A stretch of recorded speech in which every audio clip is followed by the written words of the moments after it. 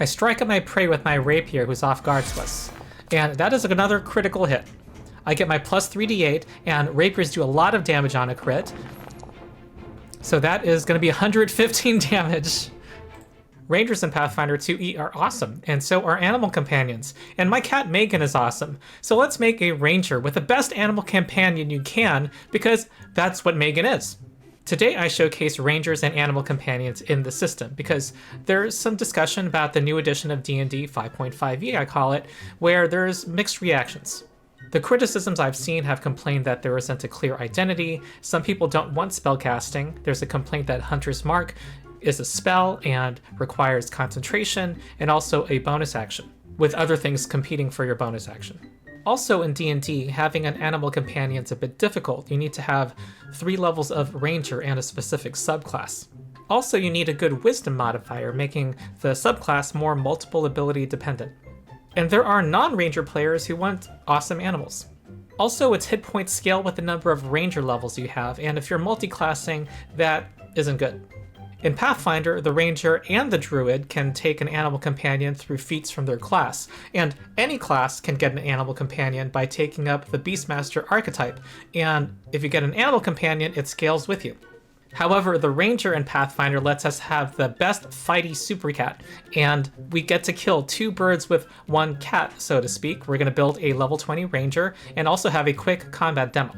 First, to introduce myself, I am Ronald the Rules Lawyer. I am a lawyer who runs tabletop role-playing games. My preferred system is Pathfinder 2e. I taught an after-school middle school class of tabletop RPGs for several years. Support my Patreon. I don't make money as an attorney. See this video for more info. Supporting my Patreon gives you ad-free early access to most of my videos and exclusive content.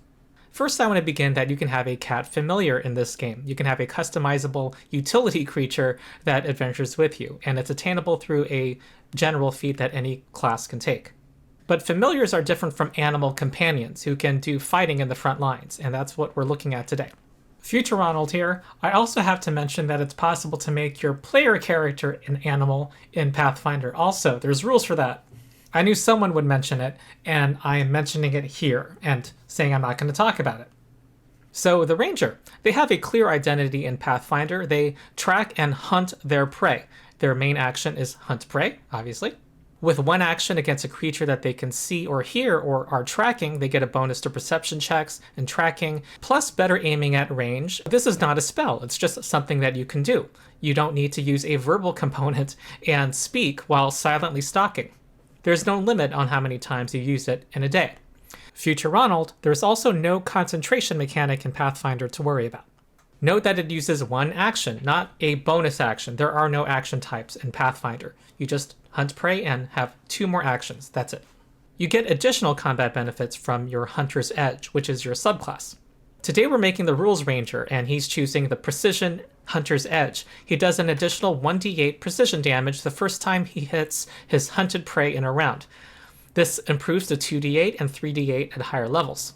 A high-level class feature lets him continue to do precision damage with subsequent attacks in that round as it peters off. This demonstrates how in Pathfinder every martial class has a clear mechanic that gives it an advantage in combat. The many class feats you get let you branch out from that core to fill out your ranger's concept. You can be a super magic ranger, or a super archer ranger, or a super cat companion ranger like me. Rangers get plenty of class feats. They get 1 at level 1 and every even-numbered level thereafter. Feats let them make more choices beyond their subclass. Think Warlock Invocations if you come from D&D. Class feats are in addition to skill feats and ancestry feats and general feats that you get as you level up. This also means that you're not getting features that you couldn't care less for. At level 1, I choose, obviously, Animal Companion. I'm choosing only feats that benefit Megan. Of course, I don't have to choose a cat. There are many choices in Pathfinder, which gives us stats for capybaras and leg chairs.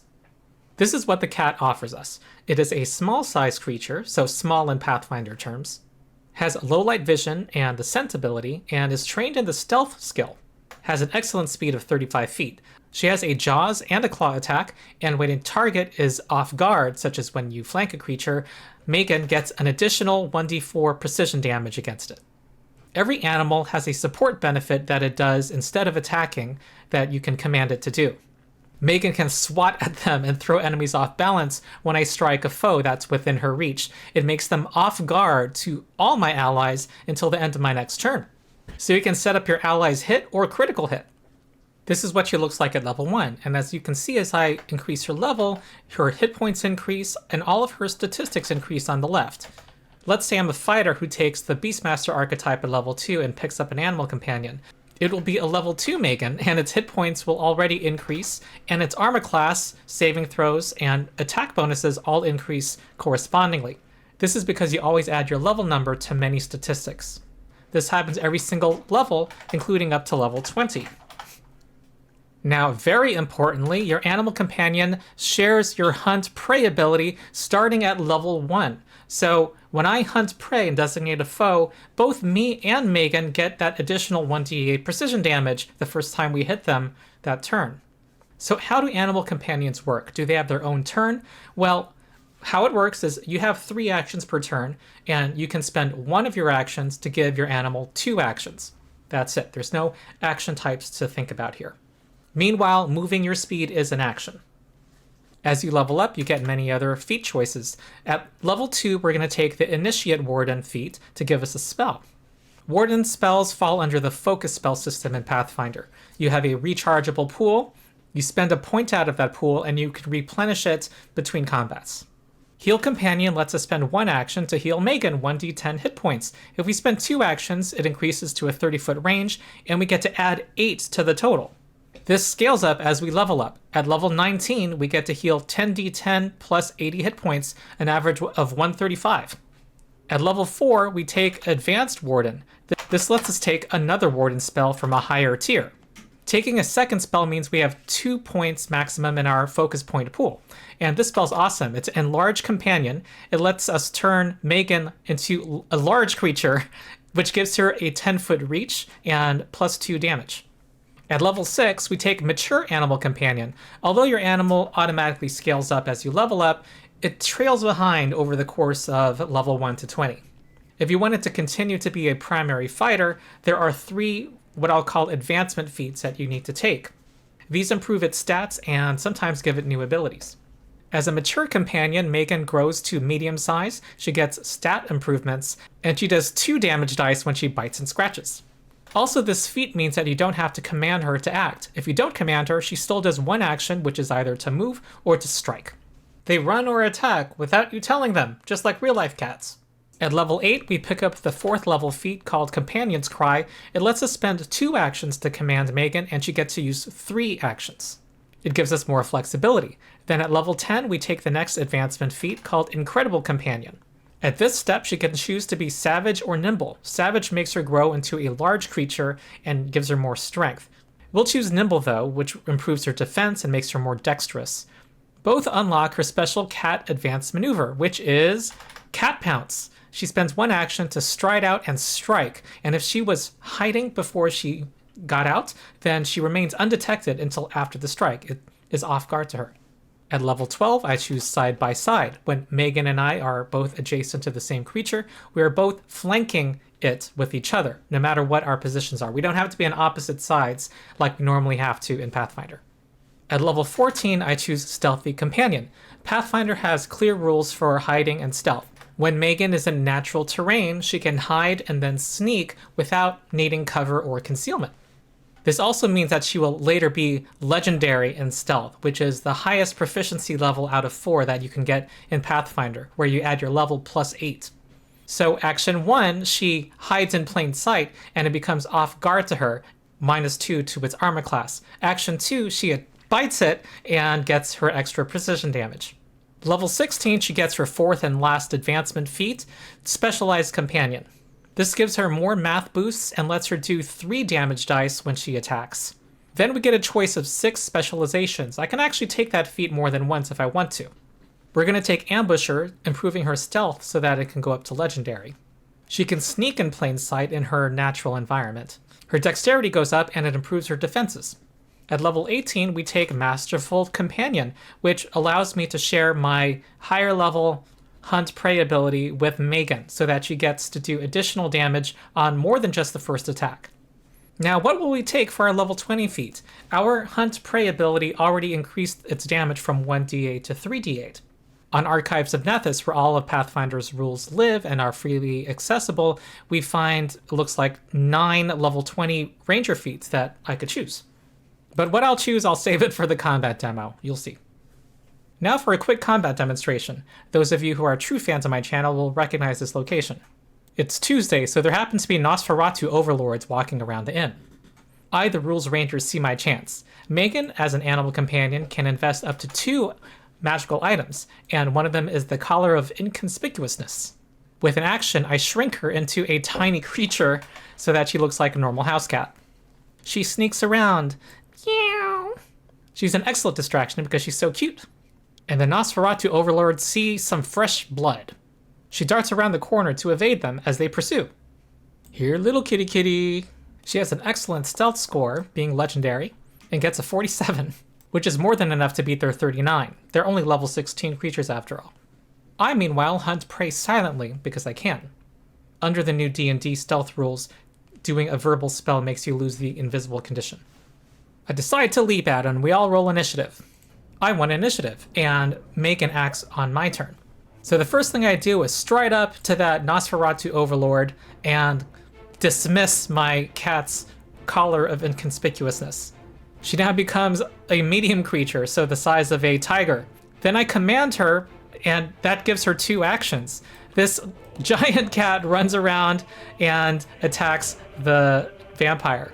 But she's using Cat Pounce, so with a single action, she both runs out and attacks. It's usually 1 action to do each.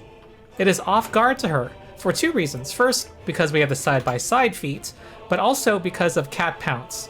She remains undetected and doesn't know what hits it. And she bites! Oh, and that is a critical hit. She rolled a 15 on the die, but her 47 is at least 10 higher than its armor class of 37, which went down because it's off guard. Her stats are completely independent from my ability scores, by the way. And everything doubles on a crit, including the 3d8 additional precision damage she got from sharing Hunt Prey with me, and the 1d4 she gets from striking an off-guard creature as a cat. 62 damage against the Nosferatu. It has resistance 15 to physical damage, but because I was advancing her, when she became a nimble animal companion, all of her strikes started to count as magical. Because of Cat Pounce, she still has her second action to attack again, and it is still off guard due to side-by-side. That is another hit. Because she shares my Hunt Prey benefit, the second strike gets plus 2d8 damage, and that is 27 damage against the Nosferatu. Next is the Nosferatu. It fast heals 15 hit points back, then tries to dominate Megan with its stare, and she tries to resist it, and she critically succeeds. Actually, she just had a regular success, but domination, like paralysis and other abilities in Pathfinder that completely shut down an enemy, have the incapacitation trait. If the target is higher level, which in this case Megan does as a level 20 creature, she gets to treat her degree of success as 1 higher. So it's a critical success, so she avoids even the partial effect of Dominate, which would have made her lose 1 action. Discouraged but not defeated, the Nosferatu tries to bite her and give her a taste of her own medicine. It succeeds for 35 damage. As a level 20 animal with all the advancement feats, she has 184 hit points, so she's doing all right here. The next Nosferatu is going to close in and try to flank Megan. This makes Megan off guard to both of them. It bares its fangs and bites for 30 more damage. And with its last action, it drinks blood and succeeds. This makes her drained 1, her current and maximum hit points go down by her level. And it gains 21 temporary hit points. And the door opens and whoa, what do we have here? It is a Merilith demon. It is Tuesday after all. She flies out the front door towards Megan. She swings one of her many longswords at Megan and misses. I strike at my prey with my rapier who's off guard to us. And that is another critical hit. I get my plus 3d8 and rapiers do a lot of damage on a crit. So that is going to be 115 damage. And it's on fire because of my flaming rune. Now I'm going to cast one of my focus spells, but the Merilith demon has a reactive strike and will try to attack me and possibly disrupt it on a crit, and hits but does not crit. 41 damage. I fire off my Enlarged Companion Warden spell. Now, I didn't mention before that focus spells, like cantrips, level up. They heighten automatically as you level up. Starting at 4th rank, I gained the ability for this spell to make Megan huge size. This is going to push the foes away from her as she does so. Not a little kitty cat anymore. She now has a 15-foot reach and can attack this entire shaded area. And because she gets a free strike or stride when I don't command her, she's going to now attack this still off-guard Nosferatu. She's going to bite it, and it's at her full accuracy. And this attack is going to hit, and it does 35 damage. It's almost destroyed. Now it's their turn. They try to focus fire on this giant cat. That's a miss.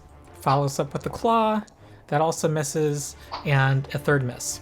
Nosferatu number 2 tries to attack and misses, tries to claw, miss, and another miss.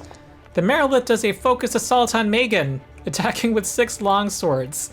2 actions is a single attack roll, and it connects, so it does higher damage because it's 6 long swords, and that is going to be 59 damage to Megan.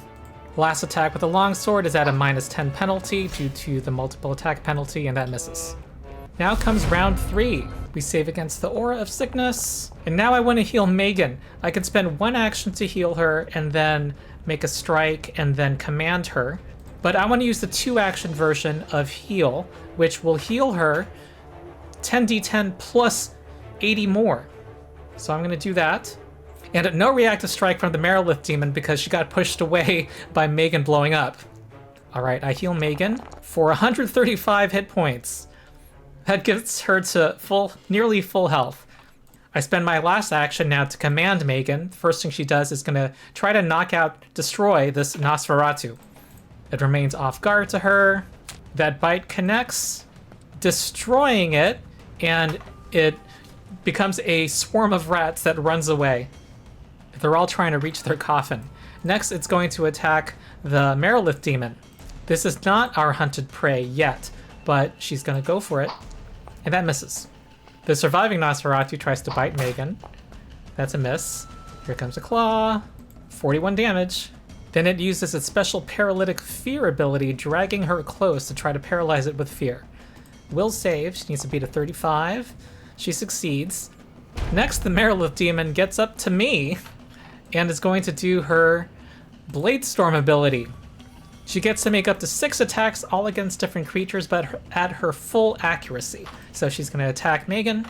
She hits Megan, 57 damage, and hits me, 66 damage. We need help. And trumpets blare, and a hero from Lord of the Rings arrives. Now, Pathfinder's Ranger is a efficiency killer. So obviously the archetypal ranger from the Lord of the Rings series is Legolas. You have my bow, he says. And he happens to be a level 20 ranger himself. He hunts prey against the Marilith demon when he arrives. And he has a different subclass than I do. He has the Flurry Hunter's Edge. When you make multiple attacks in a round, every subsequent attack is less accurate. You subtract 5. And that doubles on the 3rd and subsequent attacks. But as a Flurry Ranger, he gets to reduce that penalty to 3. And when he reached level 17, he got the Masterful Hunter ability, reducing that to 2. So he gets to do a fusillade of arrows that are all very accurate, as long as it's against his hunted prey, which this Marilith demon now is. Now it's my turn. Megan and I save against the sickness again. We both succeed. And now we get to my level 20 feat, and I actually did not take one of the capstone feats. I took a lower level one. Now, the level 20 feats are all awesome. You get to look them up yourself. I'll leave a link in the video description. However, the one I wanted to take here was the level 14 feat called Shared Prey. This lets me, when I hunt prey, I get to share my benefit with one of my allies. In this case, of course, it will be Legolas. I get to share my base precision bonus with him. So his first successful strike this turn will do plus 3d8 precision damage. Next, I command Megan to do her support benefit, so she's not going to attack this turn. Instead, she's going to swat her paw, so anytime I damage a foe with a strike that she's adjacent to, she swats at them and makes that foe off guard to all my allies until the end of my next turn, and I'm going to try to do precisely that with my rapier against this Merilith. I hit, which does 44 damage, but importantly, it makes her off guard, or Megan makes her off guard, to what Legolas is about to do. I said Legolas was a level 20 ranger. Well, he took the feat Time Dilation Cascade. He gets to make 6 strikes against a foe. He uses all 3 of his actions to do this. There are 3 action activities in Pathfinder for very spectacular things like this. The 3 action economy makes this possible. So he gets to make 6 strikes as a flurry ranger. Because the target is his hunted prey, his first attack will be at plus 36, the next at plus 34, and all of the remaining attacks at plus 32. She has an armor class of 40. So here we go. And that's a critical hit. And short bows do a lot of damage on a crit. They have the deadly trait. So first, everything doubles, including the plus 3d8 damage I'm giving from my Hunter's Edge. Then we add 3d10 on top of that. And that's going to be 101 damage to the Merilith demon. That's his first arrow. Now here are 5 more. Plus 34 is another crit. Here we go. That's going to be another 83 damage. And 4 more strikes from this Time Dilation Cascade. This is crazy. Another crit. This time with a nat 20. This is not typical, folks. Okay, 81 more damage. Another one at plus 32.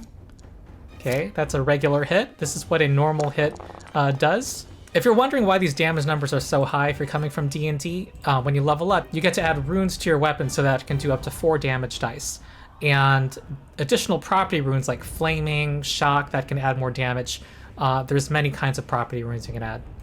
I think this is 2 more strikes, unless I lost count. Okay, here's another hit.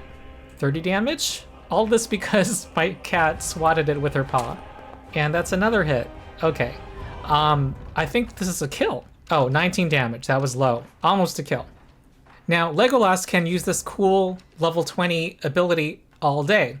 The downside is that next turn he's only going to have 1 action instead of 3. That's the downside. Alright, so now let's wrap this up. Rangers and animal companions in Pathfinder can be amazing. Now, in a recent video, Jeremy Crawford, lead rules designer for D&D, said that Rangers are historically a hybrid spellcasting class. In the spell use that is a part of the hybrid nature of the Ranger and the Paladin. Right. These are the quintessential hybrid characters in D&D, going all the way back to 1st edition, that fuse weapon use with magic use. So spellcasting, it's at 1st level now for Rangers. Though I have seen AD&D, and I would say that's not true. When you look at the Ranger in the original game, it's a fighter with extra fighter abilities who, starting at, I think, 9th level, can get some minor, very minor spellcasting. Let's look at this together, Megan. Actually, 8th level. 8th level. Pathfinder strips things down to a single combat mechanic that here expresses that you're very good at taking down a single foe. In this case, it's Hunt Prey, and even your subclass is just a different version of that core mechanic. Then you get bountiful feats to build from there to make your character what you want. And there are many other routes that you can take through Ranger feats. You can be a monster hunter and be good at recalling knowledge about foes. You can be great at wilderness exploration or at scouting. You can have heightened senses like Blind Fight or Sense the Unseen. Spellcasting as a ranger is optional. Now, Ronald the Rules Ranger took 2 focus spells, but I didn't have to do that. There are actually 11 spells that you can choose from and gain from feats. Spells like Gravity Weapon, 1 action to give you bonus damage from a weapon for a minute. Another one is Hunter's Luck. When the GM secretly rolls your recall knowledge check, they roll twice and use the higher result. Or at higher levels, you can take Terrain Transposition. You can get this with the 10th level feat. This lets you, when you're in a wilderness environment, teleport, and you can take your animal companion with you. Each focus spell you gain increases your focus point pool by 1 to a maximum of 3, and these replenish between combats. You just need 10 minutes to restore 1 point. So you can do these repeatedly. You don't have to tick them down and track spell slots throughout the day. And I have not even talked about archetypes, which let you branch out your ranger even more. There's an archetype for every other base class in the game, and many more. In fact, I like to point people to a new Pathfinder creator who managed to cover 164 archetypes in 20 minutes. I'll leave a link in the description. I'll just briefly mention a few that are appropriate for today. The Beastmaster lets any class take up an animal companion with a single feat and advance them with many of the feats we saw today. Plus, this is the way to have multiple animal companions in the game. The Horizon Walker is if you want to really lean into the idea of being a great survivalist and you have a favorite terrain, and with a higher level feat, you can change your favorite terrain with an hour of focus. That latter thing is a ranger feat also, by the way. Poisoner is an archetype if you want to apply poisons to your attacks. Eldritch Archer lets you combine magic with archery. It's available starting at level 6. You learn a cantrip, and you get this Eldritch Shot ability. You spend 3 actions to cast a cantrip and deliver it through your arrow strike. There are more feats that build off of that within the archetype. And you're not limited to one archetype either. So long as you take 3 feats in an archetype, then you can take a new archetype after that. And you can take an archetype or archetypes all while your basic progression from Ranger continues to advance. All of your Ranger class features from level 1 to 20 that improve your attacks, improve your damage, improve your saving throws, you still get those while you choose feats, including archetype feats. So that's it. If you have not tried Pathfinder 2e, I hope this intrigued you to try out the system. At the end of this video, and also it's going to be a link in the video description, is my review of the Beginner Box, which I think is the easiest way to learn the system. And I show how it teaches the game through its tutorial dungeon and walk through the first room and teach the combat through that. Please leave a like and subscribe to support my channel. If you haven't yet, support my Patreon for ad-free early access to most of my videos and exclusive content, and also join my Discord community. There are thousands of us now. I hang out there a lot. We talk Pathfinder 2e and other gaming. So that's it. I have been Ronald the Rules Lawyer. I hope you enjoyed the video, and I'll see you next time.